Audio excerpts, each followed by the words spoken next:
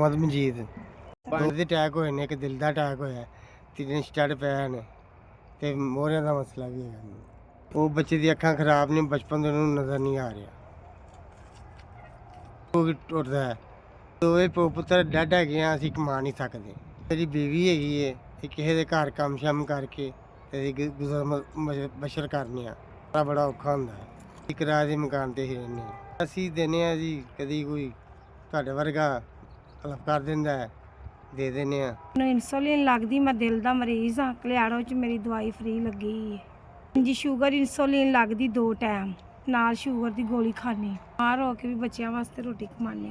ਮੈਂ ਕਮਾਨੀ ਆ ਤੇ 5 ਜੀ ਖਾਂਦੇ ਨੇ। ਮੈਂ ਪਰਦਾ ਕਰ ਜਾ ਤੇ ਇਹਨਾਂ ਦਾ ਗੁਜ਼ਾਰਾ ਬੜਾ ਔਖਾ ਹੋਏ।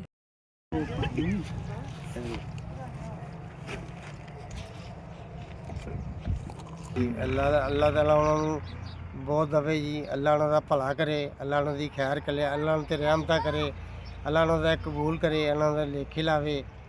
ਸਾਡੇ ਹਲਫ ਕੀਤੀ ਏ, ਅੱਲਾਹ ਉਹਨਾਂ ਦੀ ਖੈਰ ਕਰੇ। ਜਿੰਦੇ ਵਾਸਤੇ ਅੱਲਾਹ ਅਰਸ਼ ਫਰਸ਼ ਦੇ ਭਾਗ ਲਾ ਨੇ। ਅੱਲਾਹ ਸੋਹਣੇ ਨਬੀ ਦੇ ਸਦਕੇ ਅੱਲਾਹ ਬਹੁਤਾ ਹੀ ਦਵੇ। ਤੁਸੀਂ ਸਾਡੇ ਵਾਸਤੇ ਰਾਸ਼ਨ ਭੇਜਿਆ, ਤੁਸੀਂ ਰਹੋ ਖੁਸ਼।